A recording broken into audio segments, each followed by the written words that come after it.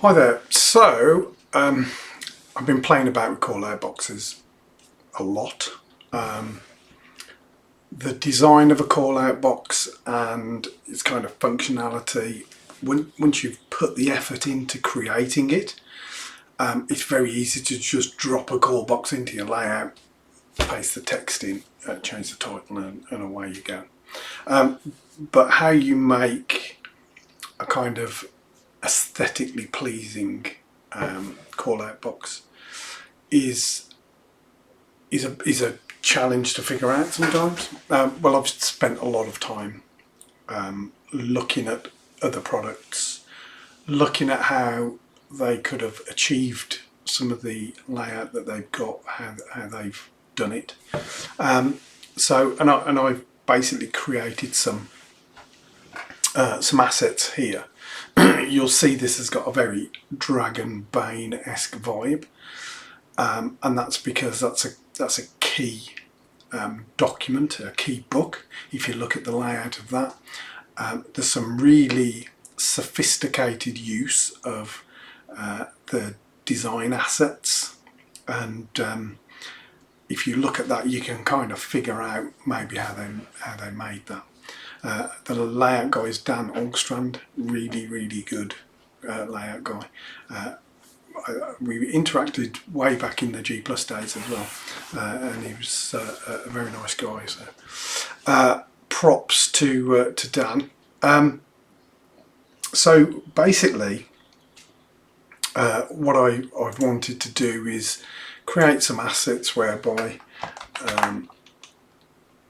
we can end up building something that, you know, the assets go together. You could, if this was the header bar here, you could just create that as one graphic.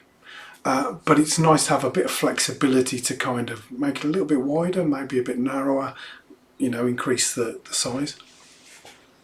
And that's one of the things that is good for the call-out box design, so that you've got a little bit of customization that you can do to it. So what you do is you basically end up building these assets into and around a text frame, so that you end up with something like this. And what this does is, if we wanted to delete this bit of text, the bottom bar will move along with it, so that you can just literally paste in what text, knowing that the call out bar assets that frame it will accommodate. And that goes also with the title as well. So these two skulls kind of frame the title either side of it. So if you change the content of that, it's just got a little bit of a glitch that it does when I do that. So if I just reset it. So what you saw there is the two skulls kind of adjusted.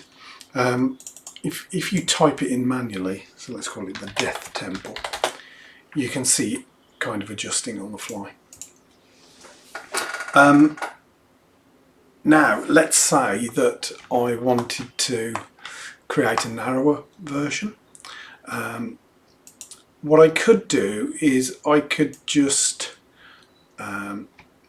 adjust the size of this text box, and you'll see that this asset and this one at the bottom haven't adapted.